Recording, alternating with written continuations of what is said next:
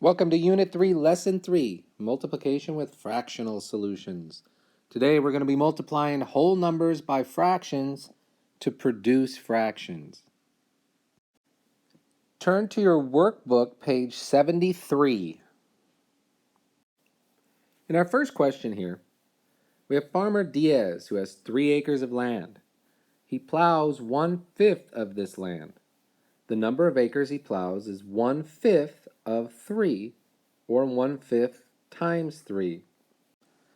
The diagram on the right shows Farmer Diaz's land divided vertically into 3 acres. Here we have 1 acre, this would be the first, the second acre, and the third acre. The dashed horizontal segments divide the land into 5 parts. You can see that here. There's 1, 2, 3, 4, and 5. The shaded strip is the 1/5 of the land that Farmer Diaz plowed. It says that the drawing shows that taking 1/5 of the 3 acres is the same as taking 1/5 of each individual acre and then combining them. Let's take a look at the problem again. It says that we have 1/5 of 3. And we need to think of that as 1/5 out of every one of those 3. So these are acres. We're taking 1/5 out of each and every acre, and there's 3 acres. So in the first one, we have 1/5 of the first acre, and we represent that with 1/5. We're going to add to that a 1/5 from the second acre, so a 1/5 there. And we're going to add to that a 1/5 from the third acre. So now we've taken 1/5 out of each of the 3 acres. We combine those fifths to get 3/5. Below, they're showing you how to do this using this distributive property, which is not important that you memorize, but it will show you how it works. 1/5 of 3 is the same thing as 1/5 times, that would be a multiplication sign. If there is no sign, what do you try? Multiply. So 1/5 of 3 is the same as 1/5 times 1 plus 1 plus 1, which in parentheses equals 3. So they've just broken down the whole number 3 into units added together. From here, they would show that 1/5 times 1 plus 1 plus 1 is the same thing as 1/5 times 1 plus 1/5 times 1 plus 1/5 times 1. This is the distributive property. If you have not learned that yet, don't worry too much about that. From this step, you can get to the third step, which we got to over here, which you could also get to very simply using the original problem and realizing that you're taking 1/5 and adding it to itself 3 times, which multiplication is repeated addition. So I'm showing that there, and this is what they're showing here. And then the final answer after adding them up is 3/5. Of course, we checked to see if we could simplify that, but we can't. If there's any of that you did not understand, please rewind this video and watch that portion again so you can do problems 1 through 5 on your own. On question 1, you're going to be asked to do what we just saw above. Farmer Smith has 4 acres of land. She plows 1/3 of her land.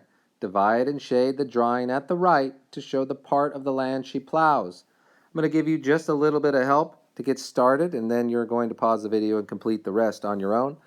Again, we have 4 acres of land that's represented here already with 4 separate acres shown in columns or vertically. Each acre is broken into thirds, and she plowed 1/3 of each acre.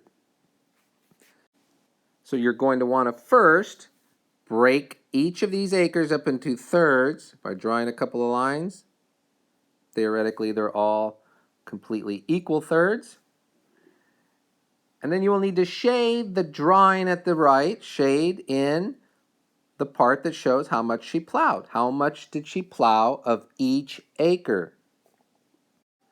Well, she plowed 1/3 of 4 acres, or 1/3 of each of her 4 acres. Question 2 asks you to express 1/3 of 4 as the sum of unit fractions. Please remember that unit fractions are fractions with a 1 on top. We already have a unit fraction in 1/3. After you're done completing the model on the right-hand side, if you've done it just like above, you will have your unit fractions below. You should label them as it was labeled above. Then you will already have it set up and you will be able to just show how to add those unit fractions. Number 3 is asking for the answer. What area does Farmer Smith plow? Once you've added up your unit fractions, then you will have your answer and you can put that there. Number 4 is going to require you to create a new model. You have to create this one on your own. Farmer Hansen's only now plowing 2 acres of land, so you're going to need to create your own model, create it with 2 vertical columns. This would represent the 1 acre, this would represent the 2nd acre, and you're going to have to then break them up into how many equal pieces? 6, 7 equal pieces because he only plowed 1/7. I know you've already figured out where I'm getting or figuring out how to break it into 7 equal pieces because the denominator tells me how many pieces it takes to make a whole. In this case it says it takes 7 pieces to make a whole acre. He only plowed 1/7 of each acre. You'll need to shade those in and then add up the amount that you shaded or the amount of acreage he plowed and give me the total answer, number 4. Number 5, Olga is walking 9 blocks to school. It's the same problem but a little bit of a different situation. You're going to have to create a model. I expect to see a model with 9 blocks represented, and I will also expect to see each of those blocks cut into equal parts, and how many equal parts that will be is up for you to figure out. So when you hear the cue, please pause the iPad, continue working on 1 through 5, and come back when you're finished. Now turn to page 74. Number 6 on page 74 is a repeated question from an earlier lesson. You can solve that one on your own. I'm going to model numbers 7 and 8 for you, and I'm going to ask you to do numbers 9 and 10 on your own when we're finished. Using number lines to solve these types of problems is very similar to the models we created in the last page. Here we have a problem that's 1/7 of 2. You notice that the number line goes from 1 to 2. So it's showing 2 whole. Those 2 whole are being represented they're representing this number 2. You'll also notice that between 0 and 1 and between 1 and 2, or with each whole number, each one is being broken up into 7 equal parts. This is not really unlike a ruler. Rulers do the same thing. They measure in inches or centimeters or meters or whatever the unit of measurement is. And between each whole unit, they're being broken up into equal smaller units. Because not everything measures out to a whole unit. There might be halves or fourths or sevenths or sixteenths. Usually rulers are broken up into 16 or 8 equal pieces.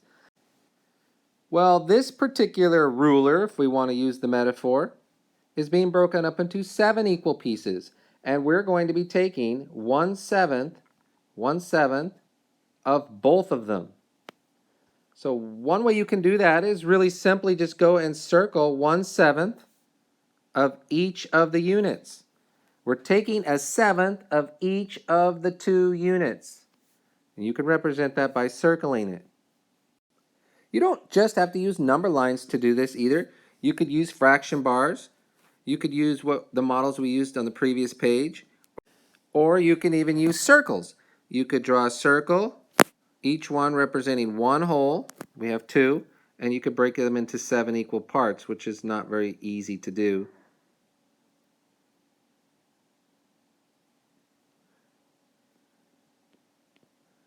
One, 2, 3, 4, 5, 6, 7. They're not very easy to do. That's why I prefer number lines or fraction bars.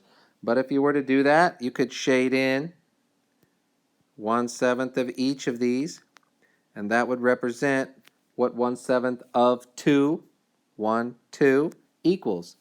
This would be 1/7, and this would be 1/7, and you would add those together to get 2/7. We're doing the same thing here. This is representing 1/7. This is representing 1/7. That's 1/7 of the first whole. This is 1/7 of the second whole.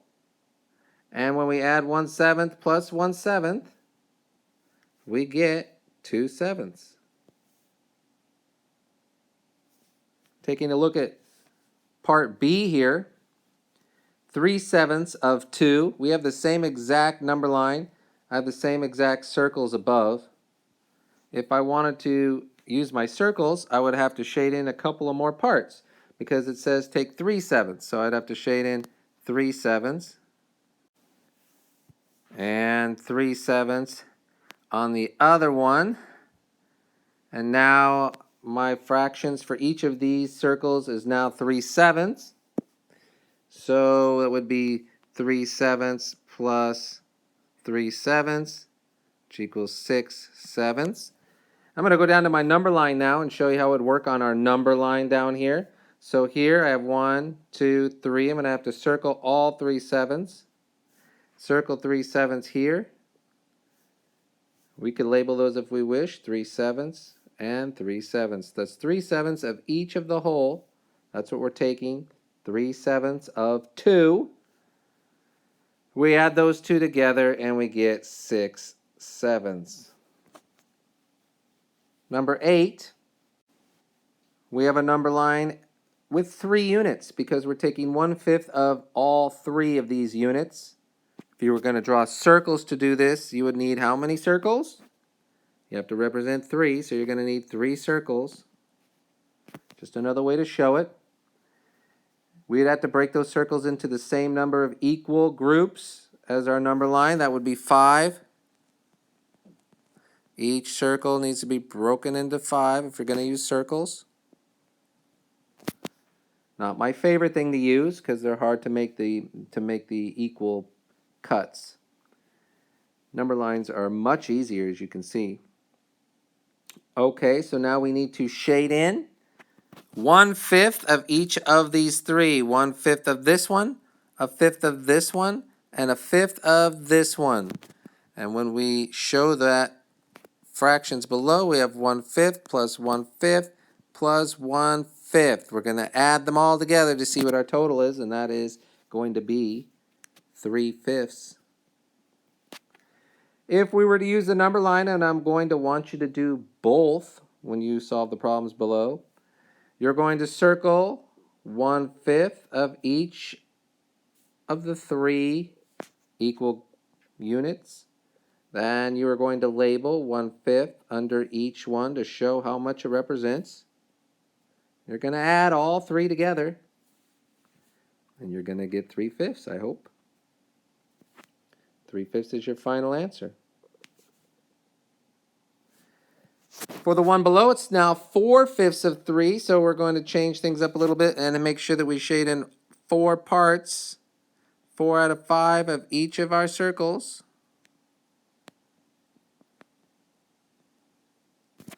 We're going to label them. We're going to have to relabel now. Each one of these is now going to be 4/5. And our final answer is going to be 4 plus 4 plus 4, which is a total of 12. So that's not going to be there anymore. It's going to be 12/5. I hope you recognize that 12/5 is improper, and we would need to fix that. But before we do that, let's work the number line. We're going to circle 4/5 here. That's going to be 1, 2, 3, 4. That would be about this amount, all 4/5, almost the entire thing of each one of these. All 3 of them, because it's 4/5 of 3. We're going to label those below. I'm going to run out of room, but you're going to label yours very clearly. You're going to add them all together and get 12/5. And 12/5 is an improper fraction and should be fixed. 5 goes into 12 2 times, and there will be 2 left over out of 5. That's it for this lesson. Rewind the video if you need to see anything to complete your work. Make sure you complete numbers 9 and 10 on this page. And remember to use circle graphs as well as the line graphs that are given. I just briefly want to touch on the homework for tonight. As you can see, the problems aren't identical to what we did today, but they're very similar. In fact, you should be using the same strategies. For example, number 1 says the campers in cabin A walked a quarter of the way to Otter Ridge. How many miles did they walk? Well, you should be using the information over here. Otter's Ridge was 13 miles away. If you were to create a model, there's a couple of ways you could do that. We've shown you 3 ways. The first way is by creating a rectangle as we did with the acres and breaking the rectangle up into 13 equal places. That's going to require 12 lines.